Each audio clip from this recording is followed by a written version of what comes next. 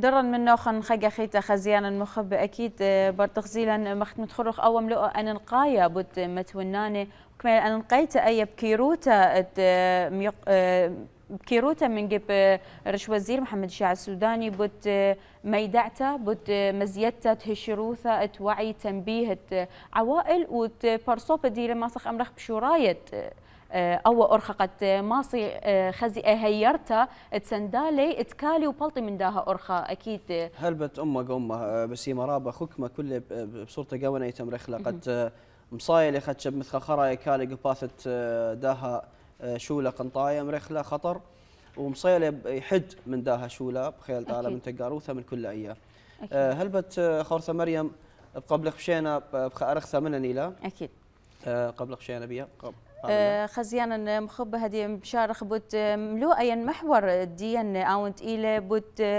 خات بقطة بتويا من المحامية إسراء الخفاجي. صباح الخير. صباح الخير. شلون صحة؟ الحمد لله بخير. بداية راح نتكلم عن بصورة عامة وبصورة مفصلة عن قانون الأحوال الشخصية. قانون الأحوال الشخصية أيضا وبصورة مفصلة تفيد مشاهدينا وتفيدنا احنا لزيادة الوعي بخصوص هذا القانون. يعني بالنسبة كقانون أحوال شخصية كامل؟ أكيد طبعا. إيه سيد، يعني هو مثلا ما هو قانون الأحوال الشخصية وما هي أبرز النقاط التي يتناولها يعني قانون الأحوال الشخصية الحالي اللي هو قانون رقم 188 سنة 1959 يعني يشتمل كافة الأمور، يعني كافة الأمور الزواج والطلاق والنفقة والحضانة، يعني تقريبا أنه شامل من كل النواحي القانونية اللي يحتاجها الشخص العراقي، المواطن العراقي، سواء كان رجل أو امرأة أو طفل. ولكن احنا نحتاج إلى تعديلات معينة تناسب تطور المجتمع، تطور التكنولوجيا، السوشيال ميديا، هذا العالم الواسع من ناحية الابتزاز، من ناحية مثلا اكو فد امور، اكو فد جرائم صارت بالاونه الاخيره ما كانت موجوده بالمجتمع، فاحنا لما نحتاج في تعديلات معينه، تعديلات تواكب التطور، مو تعديلات انه مثلا ما تصب فد فائده بالصالح العام او للعائله العراقيه، لانه احنا نعرف يعني موضوع الاحوال الشخصيه هو موضوع حساس جدا ويخص كل عائله عراقيه وكل بيت. بما انه حضرتك عفوا ذكرتي هذا الموضوع، شنو هي التعديلات اللي طرأت على هذا القانون منذ اقراره وشنو ممكن الاستفاده اللي لاقاها المجتمع العراقي منها؟ هي طرأ اكثر من تعديل بصراحه، بس بالوقت الحالي يعني احنا كعائله عراقيه او كمجتمع عراقي ما بحاجه الى التعديلات. راح تقولوا لي ليش ما بحاجه الى التعديلات وليش هذه الهلمه وهذه الضجه الاعلاميه اللي صار لها تقريبا اكثر من 4 أشهر، وتقريبا كل قنوات التلفزيون وكل البرامج والاجتماعات والندوات والمؤتمرات كل يوم احنا نسمع فد موضوع او مشكله جديده او جدل جديد بخصوص موضوع الاحوال الشخصيه وتعديلاته. راح اجيكم انه شنو سبب المشكله؟ هو سبب المشكله الاساسي مو كتعديل احوال شخصيه او مو مثلا انه احنا قوانيننا مخالفه للشرع مثل ما انه يدعي البعض، لا هو مو هيك الموضوع نهائيا، باعتبار احنا قانوننا اساسا مستمد من الشريعه، بالاضافه احنا كمجتمع عراقي بعاداتنا وتقاليدنا عندنا مجرد انه تقرا الفاتحه للبنيه والولد اثناء الخطوبه، بنفس الوقت انه السيد او الشيخ حسب طائفه الشخص يجي يعقد لهم بعدهم ما مسوين اي اجراءات قانونيه، فاذا هذه الامور الشرعيه المجتمع كامل بكل محافظاته ماخذها، يعني ماكو مثلا فد شخص عقد بس محكمه بدون عقد سيد او عقد محكمه بدون عقد شيخ، يعني هو بالاول وبالتالي من الناحيه الشرعيه اكو عقود، حتى القاضي لما يصير عقود زواج بالمحكمه نسمع نقول له مثلا يسال الازواج الجايين يعقدون يقول له هل انت عاقد يعني عاقد بالشرع؟ اكو بهم يقولون لا، فالقاضي يلقنهم الصيغه الشرعيه اللي هي متعارف عليها مثلا يعني لما صارت العقود وبدايه عقود الزواج، فاذا هنا كتعديل قانون احوال شخصيه احنا بحاجه الى توعيه الشباب والبنات شنو مفهوم العائله.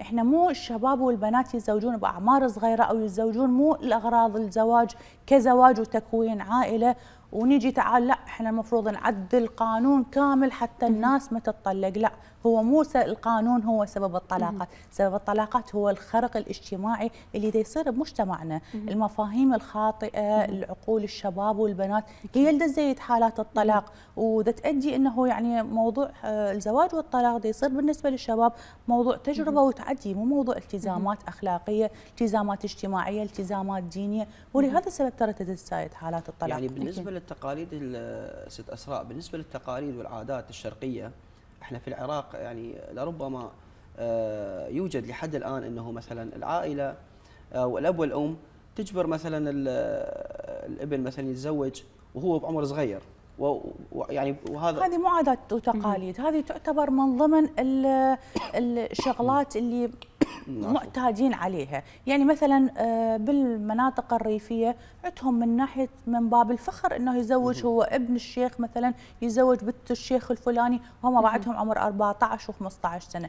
احنا ما نجي مثلا يعني على مدينه ريفيه معينه او قضاء معين او محافظه معينه، احنا بدنا نتكلم على مجتمع كامل، مجتمع بكل فئاته. مجتمع العراقي ترى مختلف بالطوائف، مختلف بالاديان، يعني هو مو مثلا دين واحد طائفه واحده ولازم انه نعمم على الكل. لا، لازم الكل انه ناخذ بنظر الاعتبار منو اللي راح يتضرر، رجال ام نساء. صحيح. يعني احنا في حاله انه ما نعالج المجتمع نفسه، ما نعالج الازواج نفسهم قبل لا يقدمون على خطوه الزواج، هنا شلون احنا راح نعالج المجتمع؟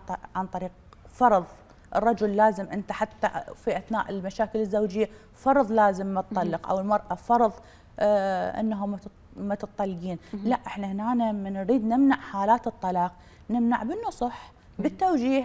يعني احنا دائما نشوف بالمحاكم حتى القاضي يعني ايش قد ما يقدر يطول من فتره النزاع بين الزوج والزوجه، حتى في سبيل عسى ولعل يصير رجوع. وكذلك رجل الدين لما يروحوا لاي اثنين هم يحاول انه يرجعهم ويسالهم عن الاسباب الحقيقيه. زين احنا هنا في حاله انه هسه اي شخص بينا بفطره الانسان لما يوصل اكو يعني ناس يعني رب العالمين ليش خلى الطلاق؟ ابغض الحلال عند الله الطلاق. اي شخص بالعالم لما يفرض عليه، يعني مرات انه شخص ما يقدر مثلا يكمل ويا انسانه، ما يكون متقبلها، صارت مواقف كبيره، صارت مشاكل، ما ممكن. هذا مو من الظلم انه يفرض عليه لازم انت تكمل حياه زوجيه ويا هذه الانسانه، والمراه هم نفس الشيء. هنا من الناحيه النفسيه شلون راح تستمر حياه زوجيه في حاله انه اثنين واحد ما رايدين بعض وينفرض عليهم؟ احنا هنا لازم نخلي اكو احتمال راح تصير مشاكل اكبر، احتمال راح تصير خيانات زوجيه، تؤثر سلبا احتمال راح على تصير العائلة. حالات انتحار او حالات قتل، باعتبار انه الحياه الزوجيه هي حياه شراكه. يعني ما ممكن انه الانسان يعيش ويا شريك ما متقبله ومفروض عليه قانونا، فهذا الشيء مو من باب الانصاف. حتى وانه كان احنا نريد نقلل في ظاهره معينه، ولكن مو على حساب مثلا اي رجل او على اي امراه انه نفرض عليهم. لا، احنا نريد من خلال الاعلام نقلل حالات الطلاق، فلازم انه ما حد يتطلق. لا، اكو حالات بالفعل هو مو تحريض على الطلاق، ولكن اكو حالات بالاونه الاخيره فعلا تتطلب الطلاق. يعني احنا كثير من الحالات يجونا واصلين طريق مسدود، يعني مبينين من البدايه، واكو بيهم لا مبين انه سبب ضغط الاهالي، سبب مشاكل اقتصاديه اجتماعيه، سبب انه امور نفسيه بين الزوج والزوجه.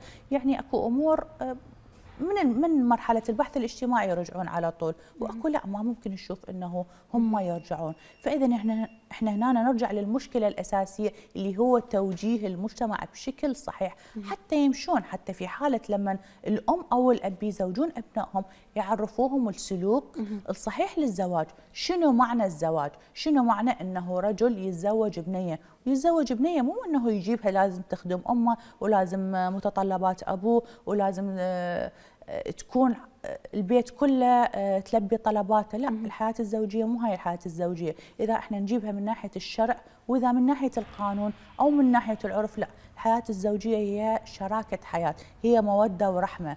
ليش احنا يعني في فترة الإسلام ليش أكو خادمات وطباخات وأكو مرضعات؟ يعني كانوا زين ست، ولو آسف أقاطعك، ما أكو مشكلة. هل هنالك أي تأثير في تعديل هذا القانون بالنسبة للمكونات، مثلا المكونات الصغيرة، مثلا أقليات بقيه الديانات؟ لا ماكو أو اي لا تاثير. لا مو تاثير.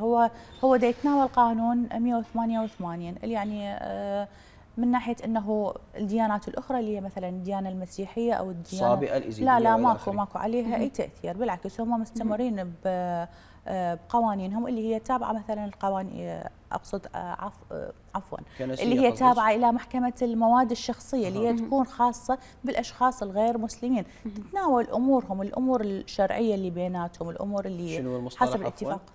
محكمة المواد الشخصية.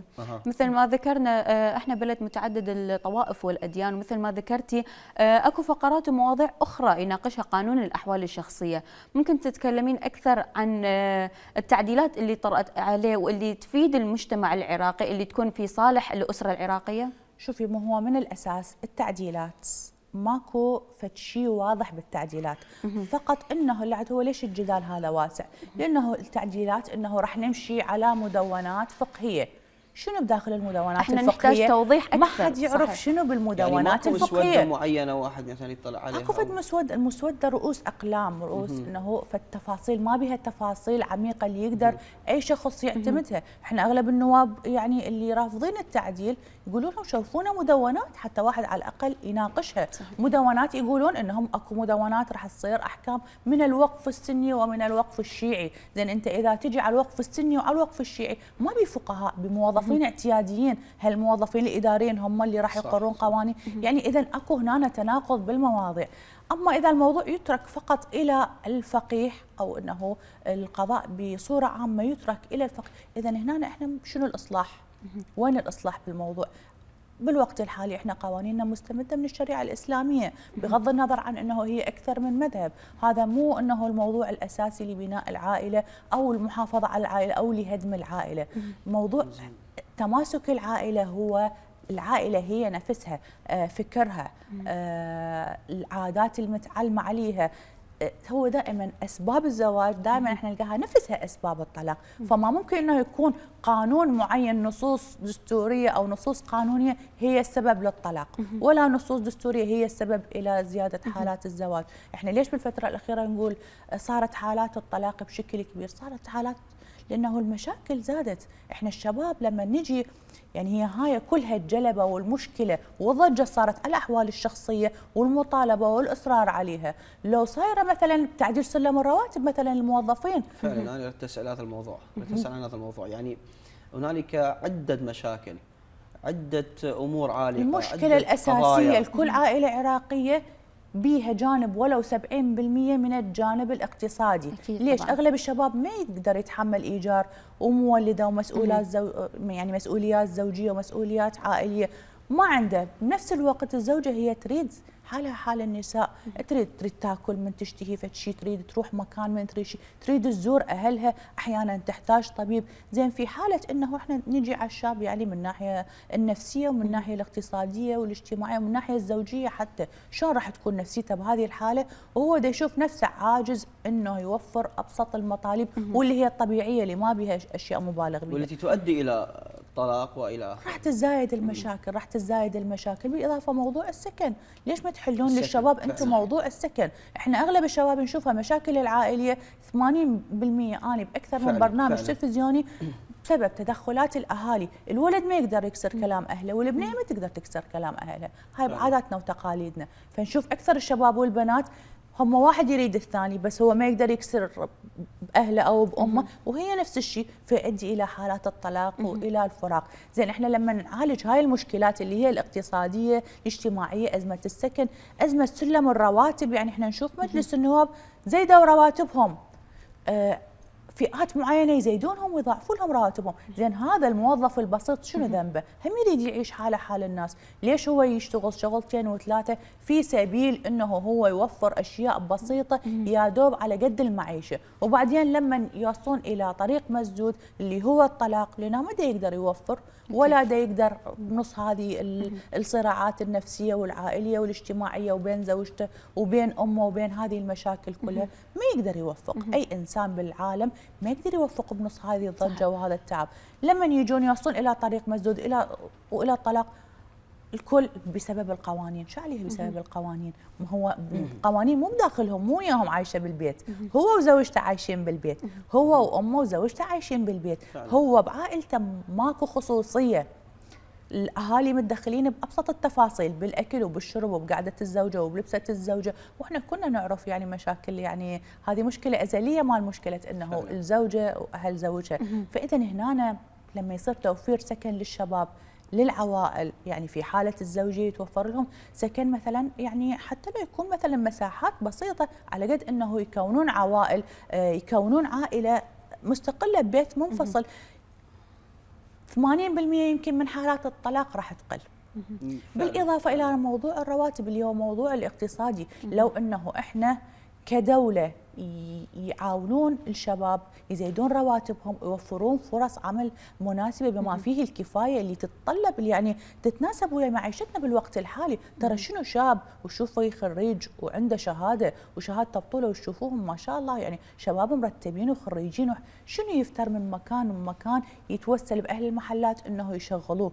يعني ظلم. يعني مرات هو بكالوريوس او ماجستير، بكالوريوس يشتغل تاكسي مثلا، يشتغل اي شيء، ليش ما توفروا لهم عمل مناسب في حاله انه انطى مبالغ طائله في سبيل انه يعينوه، في سبيل حتى باكر عقبه يحصل تقاعد. هذا مثل يعني انه المتعارف بمجتمعنا، تلقى هم راتبه 400,000 500,000 في حين انه هو اقل ايجار 750,000. زين هو ما موفر نص فلوس الايجار او اشتراك الانترنت، شلون راح يعيش زوجته؟ شنو اللي راح ياكلوه؟ شنو اللي راح يشربوا؟ شلون راح يستمرون؟ فهو طبيعي راح يعيش بسترس وبسترس وحاله نفسيه راح يعكسها على البيت. هذا الطبيعي راح يعكسها على بيته، على اولاده، على اهله. ما راح يعيش انه هو مثلا مرتاح او مطمئن او يعني مؤدي واجبه بشكل صحيح. احيانا ترى انه الانسان من قد ما يشيل هم للمستقبل وللمسؤوليات، هذا الشيء هو اللي يعني يسبب كثير من المشاكل العائليه والنفسيه لكل الاشخاص. فما بالك انه احنا عوائل كامله على هالاساس ده تمشي. فاذا المشكله مو مشكله قانون ولا تعديل قانون ولا هذه الهلمه وهذه الزوبعه وهذه كل هالاشياء اللي دا نسمعها انه حالات الطلاق بسبب انه القوانين الحاليه. لا، هي القوانين طول عمرها. ايش معنى بالسنوات الاخيره؟ ليش؟ لانه من الضغط النفسي، من العوز، من انه الشباب ما دا يحصل حق بصوره صحيحه من الدوله او من ناحيه العمل ومن هذه الامور. سؤالي لحضرتك عفوا هو عن المنظمات المجتمع المدني والمنظمات الحقوقيه، شنو دورها في دعم او في نقدر نقول موقفها من تغيير هذه بنود القانون الاحوال الشخصيه؟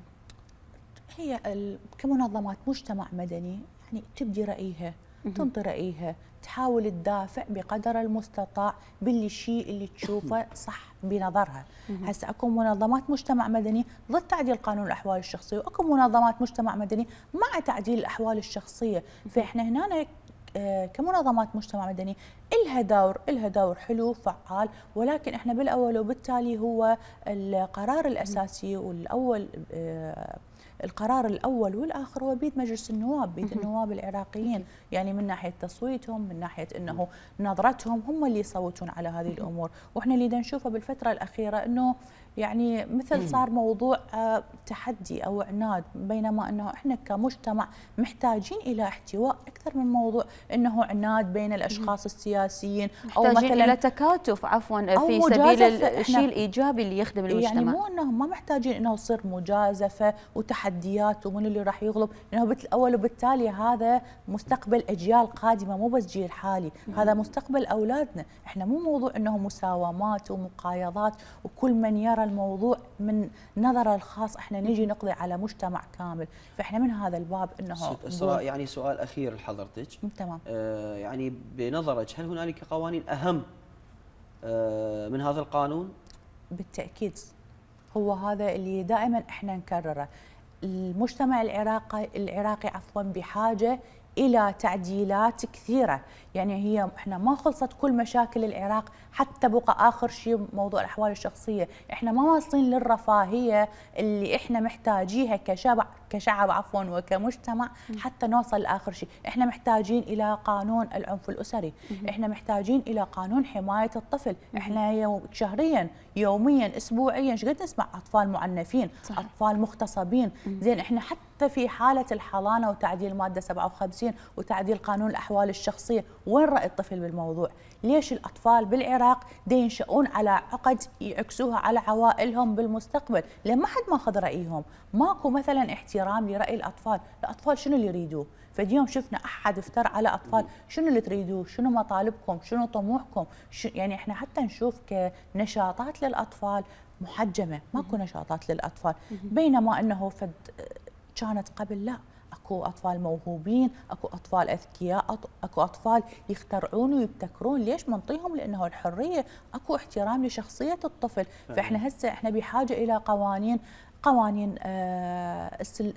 سلم الرواتب عفوا، جدا مهم وجدا محتاجيه. قانون حمايه الاسره والطفل، قانون العنف الاسري، هذه قانون جدا مهمه بالمجتمع، لانه المجتمع دا ينحدر الى الهاويه واحنا متشلبين بامور ما لها علاقه باصلاح المجتمع. شكرا جزيلا. شكرا جزيلا ست اسراء. شكرا لكم. فرحانين بوجودك معنا. شكرا لكم. وان شاء الله نشوفك في حلقات اخرى ان شاء الله. ان شاء الله. شكرا جزيلا. شكرا جزيلا. شكرا لكم.